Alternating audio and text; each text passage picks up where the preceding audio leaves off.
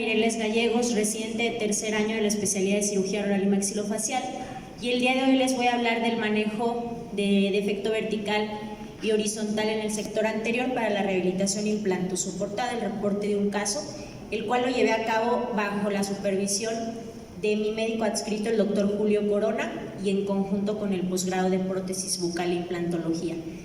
Y bueno, les presento a mi paciente. Ella es Abelina, es una paciente femenina de 30 años de edad, sin antecedentes personales patológicos de importancia.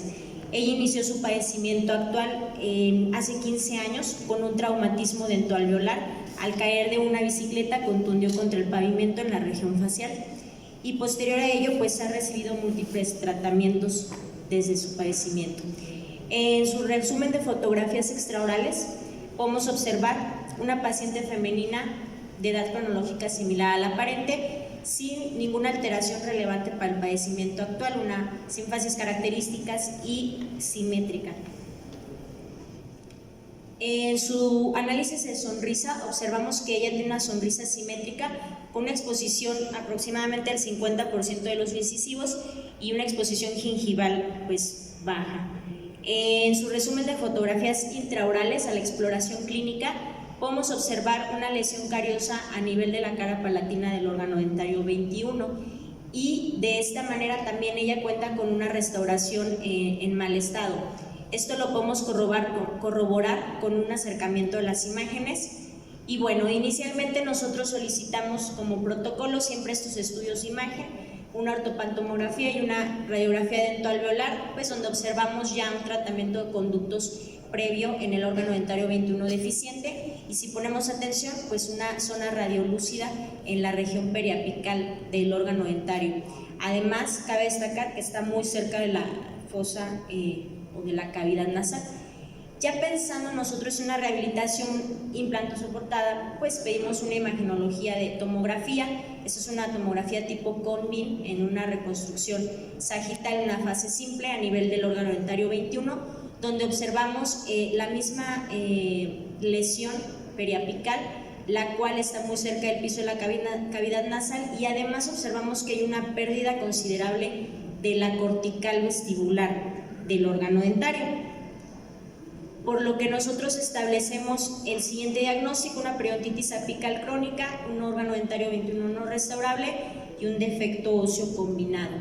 En base a esto, junto con el departamento de prótesis, establecemos este plan de tratamiento pues en dos fases: inicialmente la odontectomía más una regeneración tisular y ósea guiada, y después en una segunda fase ya la colocación del implante y la rehabilitación protésica del mismo. Y bueno, en estas imágenes está la técnica quirúrgica. Este procedimiento se llevó a cabo bajo anestesia local en el sillón dental, previa asepsia y antisepsia con mirvidacaína al 2%, epinefrina unos 100.000. Se realizó una cinesmotomía, luxación y abulsión en el órgano dentario 21, y posterior a ello realizamos un colgajo tipo Newman para exponer el defecto óseo vertical. Esta imagen nos llama mucho la atención pues porque se puede apreciar perfectamente la longitud de ese defecto vertical, que aproximadamente medía unos 6 milímetros. Procedimos a realizar una regeneración ósea guiada con una colocación de un halo injerto y colocamos una membrana de colágeno para la estabilización del mismo. En esta imagen se puede observar cómo está ya cubierto el injerto y bueno, hicimos el cierre primario de la herida. Es importante destacar que por parte de prótesis se realizó una provisionalización inmediata con el mismo órgano dentario del paciente. Y bueno, ese es el posoperatorio a los 15 días. Observamos una herida limpia, sin eritema, sin dehiscencia, sin datos de infección. Y ese es el posoperatorio a los 30 días, donde ya es evidente pues que a pesar de que la herida está totalmente cicatrizada, existe ya una deficiencia de tejido queratinizado. Y por ello, con el apoyo de prótesis, hicimos una conformación de este tejido blando con aumentos de resina en un provisional, y esta es la situación que tenemos a 3 meses. Finalmente, 6 meses después, decidimos tomar ya este control tomográfico, ya pensando en la colocación del implante, en donde observamos ya una neoformación ósea en la zona del defecto antes que ya habíamos regenerado. Y bueno, de esta manera ya hicimos la colocación del implante, pues también se llevó el mismo procedimiento bajo anestesia local en el consultorio dental, en el sillón dental, y por medio de una guía permisible, junto con el departamento de prótesis, hicimos el protocolo de fresado, la colocación del implante. Ese es el implante, la colocación.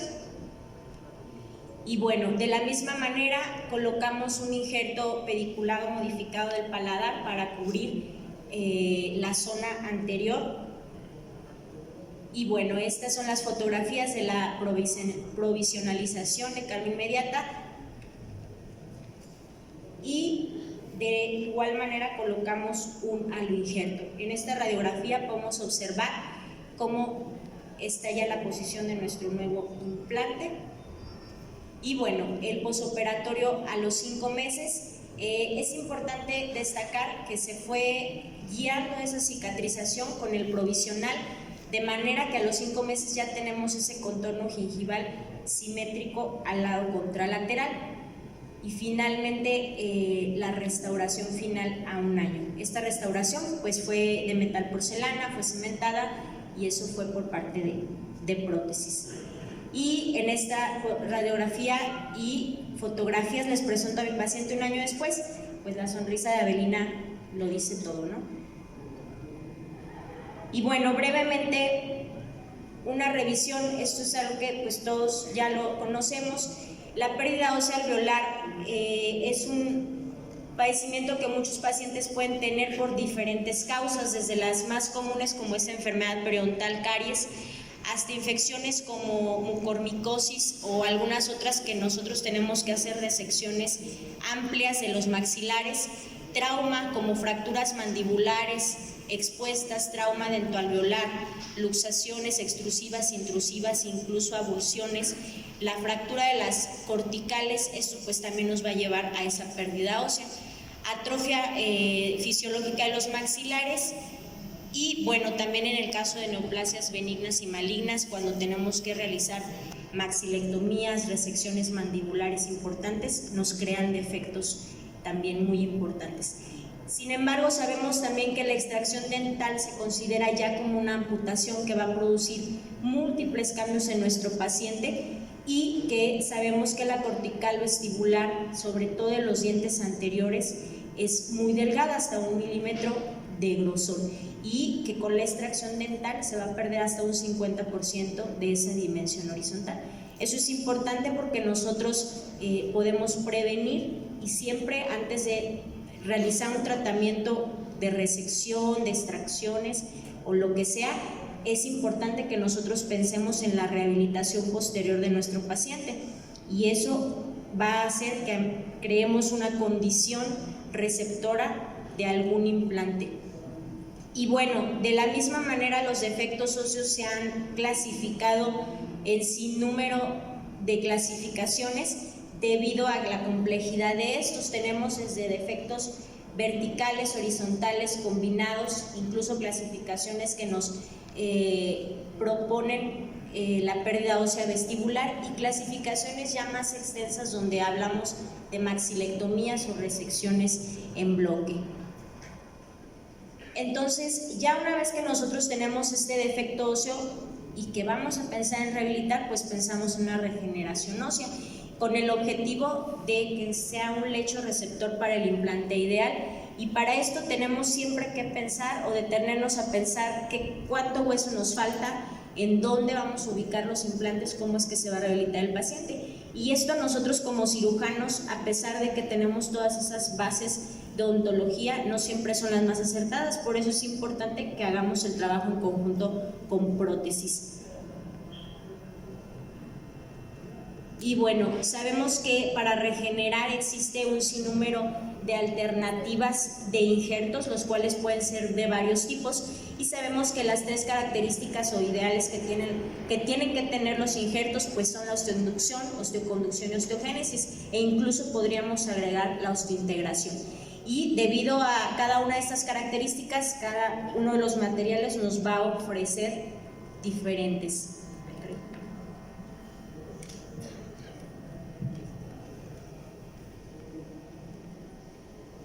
Y bueno, en el caso de los injertos autólogos, afortunadamente tenemos muchos sitios donde podemos tomar esos injertos en la mandíbula, sínfisis, rama, coronoides, tuberosidad, incluso en otras partes del cuerpo, cresta, ilíaca anterior, posterior, calota, tibia, peroné. Y esto va a ser en base a la decisión que tomemos, va a ser en la cantidad de hueso, el tamaño del defecto que queremos regenerar, ya que cada uno de ellos nos va a dar una cantidad diferente de injerto.